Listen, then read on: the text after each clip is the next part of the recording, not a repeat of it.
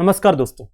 आप सभी को पता होगा हमारे देश में जितने रेप केसेस फाइल होते हैं ना, उसमें से मेजोरिटी फेक रेप केसेस होते हैं।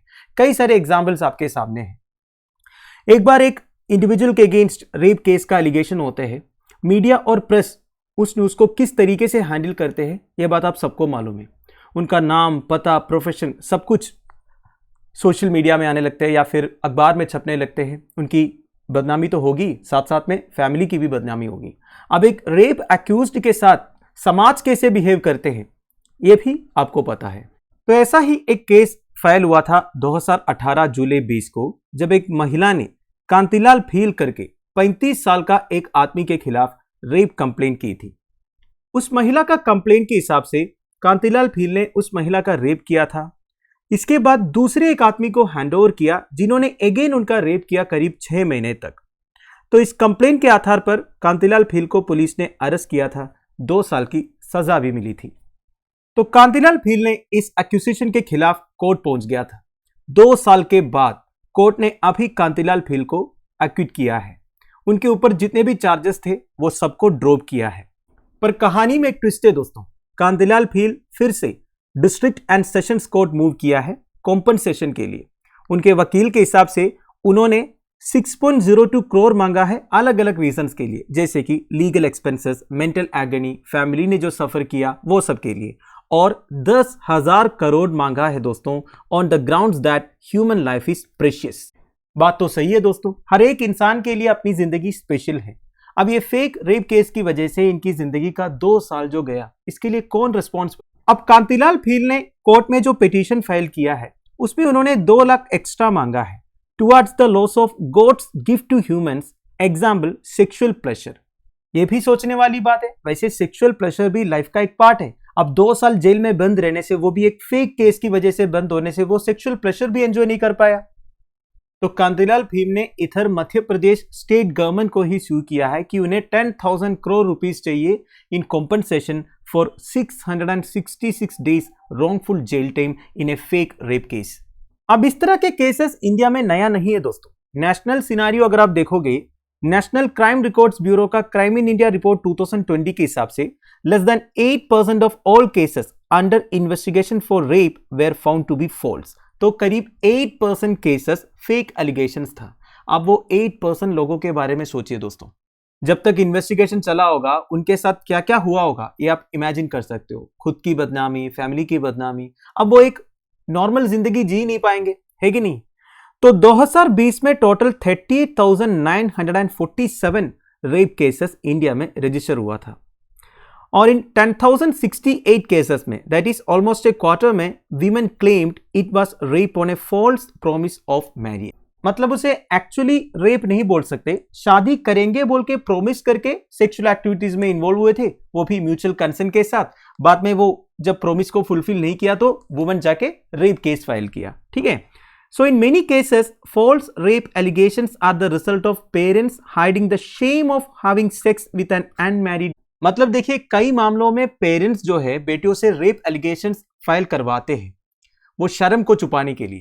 अब ये डाटा देखिए दोस्तों, ये बेसिकली हरियाणा स्टेट का डाटा है 2018 से लेके 2020 तक। 2018 में 1310 केसेस रजिस्टर हुए थे, बेसिकली रेप केसेस रजिस्टर हुए थे। उसमें से फॉल्स केसेस थे 520, मतलब करीब 39.7% केसेस फेक केसेस थे। 2019 में 38.5% केसेस, 2020 में 42.7% केसेस। और कन्विक्शन रेट भी देखिए दोस्तों, कन्विक्शन रेट बहुत कम है। 685 केसेस में से 21.6%, फिर 14.4%, 21.4%। तो बेसिकली इधर क्या पता चला दोस्तों, करीब 40% on an average rape cases fake file होते हैं। ये केवल हरियाणा का डाटा है, पर बाकी सारे स्टेट्स का भी डाटा लगभग सेम है। अब मैं आपको कुछ रीसेंट केस स्टडीज बताऊंगा फेक रेप केसेस का। One is from Ghaziabad. एक महिला अपने नेबर को अक्यूज करते हैं अपनी बेटी को रेप करने के लिए, वो भी रात में। तो एक लड़के को पुलिस अरेस्ट करता है। इसके बाद जुडिशियल प्रोसेस में यह पता चलता है कि वो एलिगेशंस फेक था, क्योंकि किसी भी तरह का एविडेंस उनके अगेंस्ट नहीं मिला। बाद में जज वुमन को 20,000 रुपीज का फाइन इंपोज किया। अगर वो फाइन नहीं भरेंगे तो इंप्रिजनमेंट फॉर 15 डेज। अब इसमें भी वही बात है दोस्तों, कोर्ट ने उस महिला को ₹20,000 का फाइन इंपोज किया, ये तो ठीक है, पर उस लड़के के साथ, उस लड़के की फैमिली के साथ जो हुआ होगा उसका तुलना 20,000 से कर सकते हैं क्या? अगला देखिए, man spent 20 years in jail in a false rape case. ये हुआ था ललितपुर में। Vishnu Tiwari of Lalitpur spent 2 decades in jail for a crime he never committed. 20 साल दोस्तों, 20 साल। हुआ क्या था, सितंबर 2000 में पुलिस विष्णु को एक रेप केस में अरेस्ट किया था। एक्चुअली कंप्लेन किया था उस महिला ने, महिला के पति ने और महिला के फादर इन लॉ ने। तो विष्णु को sexual and physical assault on A women के लिए चार्ज किया। ऊपर से वो महिला 5 महीने प्रेग्नेंट भी थी। 20 साल के बाद इलाहाबाद हाईकोर्ट ये रूल करता है कि विष्णु तिवारी इनोसेंट था। सोचिए दोस्तों, 20 साल, एक आदमी की जिंदगी में 20 साल का इंपॉर्टेंस क्या है ये मुझे आपको बताने की जरूरत नहीं है। ऊपर से विष्णु तिवारी ने जो मेंटल प्रेशर सहा होगा, उनकी फैमिली के साथ क्या हुआ होगा, वो सब के बारे में आप सोच ही सकते हो। वैसे फॉल्स रेप एलिगेशंस के लिए क्या क्या पनिशमेंट है देखा जाएगा तो फॉल्स रेप एलिगेशन करके एक specific offence Indian penal Code में नहीं है। फिर भी जितने भी विक्टिम्स है फॉल्स रेप केसेस का, उनको सेफगार्ड करने के लिए इंडियन पीनल कोड में अलग अलग पेनाल्टीज लिखा हुआ है in respect of offences wherein false accusations have taken place. Rape का होना कोई जरूरी नहीं है, अगर फॉल्स एक्यूजेशन है इसके लिए पनिशमेंट्स इंडियन पीनल कोड में लिखा हुआ है। जैसे कि सेक्शन 182 में है, section 195, section 196, section 199, section 200, section 211 etcetera. वैसे section 375 in the Indian penal code के बारे में आपने सुना होगा, जिसमें रेप को डिफेन किया हुआ है। सेक्शन 376 में रेप के लिए जो पनिशमेंट है वो भी मेंशन्ड है। तो सेक्शन 375 एंड सेक्शन 376 ध्यान दीजिएगा, वेरी इंपॉर्टेंट। तो सेक्शन 375 के हिसाब से रेप का डेफिनेशन क्या है, देखिए, ये man is said to commit rape. Man लिखा है दोस्तों, वुमेन के लिए रेप एप्लीकेबल नहीं है। कोई ये बोल के कंप्लेन नहीं कर सकता, मतलब कोई आदमी ये कंप्लेन नहीं कर सकता एक औरत ने उनका रेप किया, रेप में काउंट नहीं होगा। सेक्सुअल असोल्ट में काउंट हो सकता है पर रेप में काउंट नहीं होगा, क्योंकि सेक्शन 375 के हिसाब से क्लियर लिखा है ये man is said to commit rape. ठीक है, वैसे इसके बारे में मैंने एक डिटेल वीडियो किया था। A man is said to commit rape who except in the case hereinafter excepted has sexual intercourse. Now this is also important, sexual intercourse होना जरूरी है, पेनेट्रेशन होना जरूरी है, तब जाके रेप में काउंट होगा। And with a woman under circumstances falling under any of the 6 following descriptions। अब 6 circumstances लिखा हुआ है दोस्तों, ये भी इंपॉर्टेंट है। Number 1, against her will. अब देखिए, किसी महिला के साथ सेक्सुअल इंटरकोर्स करना ये एक ऑफेंस नहीं है, पर 6 सर्कमस्टेंसेस लिखा हुआ है, वो सेक्सुअल इंटरकोर्स जब रेप में कन्वर्ट होगा। तो उसमें फर्स्ट सर्कमस्टेंस है अगेंस्ट हर विल, उनके विल के अगेंस्ट अगर हो रहा है।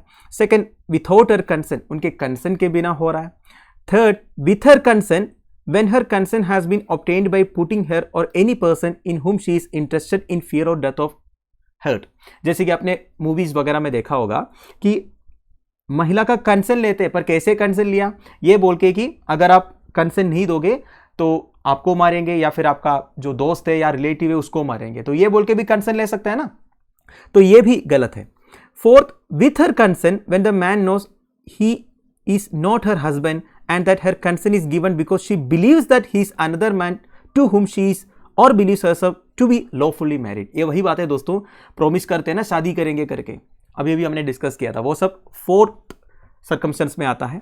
फिर फिफ्थ सर्कमस्टेंस क्या है, with her consent when at the time of giving such consent by reason of unsoundness of mind और इंटॉक्सिकेशन। देखिए, अगर कोई महिला दिमाग से ठीक नहीं है तो उनका कंसेंट ले सकते हैं, मतलब ऐसा नहीं कि उनका कंसेंट ले सकते हैं, मेरा कहने का मतलब है अगर वो दिमाग से ठीक नहीं है तो वो जो कंसेंट देंगे उसे एक्चुअल कंसेंट में काउंट नहीं किया जाएगा। ठीक है, दूसरा है इंटॉक्सिकेशन, अगर दारू पिया हुआ है या फिर कोई ड्रग से इंटॉक्सिकेटेड है तभी भी जो कंसेंट मिलता है ना उसे कंसेंट में काउंट नहीं किया जाएगा। अगर उनके साथ सेक्सुअल इंटरकोर्स करेंगे वो भी रेप में काउंट होगा।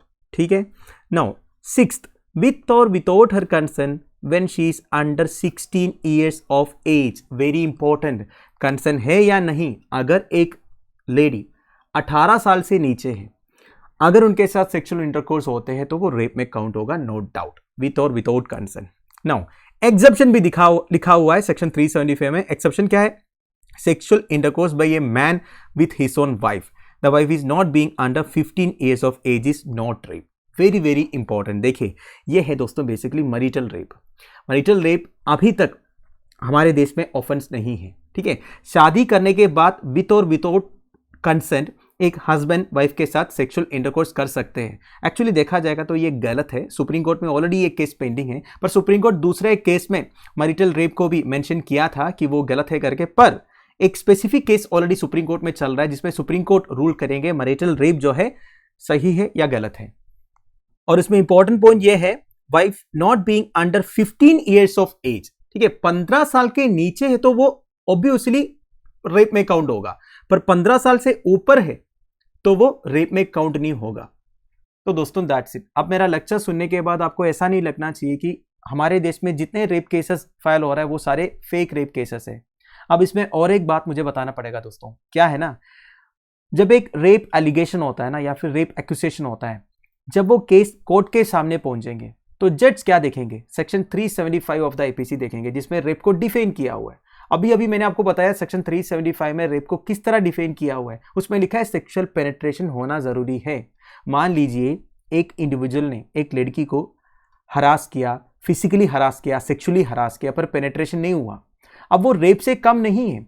अब देखिए penetration is a part of sex, ठीक है, और भी बहुत कुछ करके वो लड़की को वो डिस्ट्रॉय कर सकता है, पर उसे रेप में काउंट नहीं किया जाएगा। और बाकी सबके लिए एविडेंस बहुत जरूरी है। अब पेनिट्रेशन के लिए फिजिकल एविडेंस ले सकते हैं, बाकी सारे जो केसेस है ना सेक्सुअल असोल्ट वाले केसेस, उसके लिए एविडेंस भी तो जरूरी है। तब लैक ऑफ एविडेंस के कारण कई केसेस को कोर्ट क्या है डिसमिस करते हैं। तो मैंने अभी जो पॉइंट बोला इसके बारे में भी आप सोचिए। अब जितने भी डाटा आ रहा है ना कि इतने फेक केसेस रिपोर्ट हो रहा है करके, उसमें ऐसे भी केसेस होंगे, मतलब पेनिट्रेशन नहीं हुआ है पर और बहुत कुछ हुआ है। But at the same time हमारे देश में ऐसे भी केसेस होते हैं जो कंप्लीट फेक एलिगेशंस होते हैं, किसी के साथ रिवेंज लेने के लिए, किसी को परेशान करने के लिए लेडीज जो है किसी के अगेंस्ट रेप एक्यूसेशंस करते हैं, वो गलत है, जिसकी वजह से एक आदमी की जिंदगी बर्बाद हो जाते हैं। तो दोस्तों दैट्स इट। आई होप आपको वीडियो इंफॉर्मेटिव लगा होगा। Thank you for watching. Bye bye.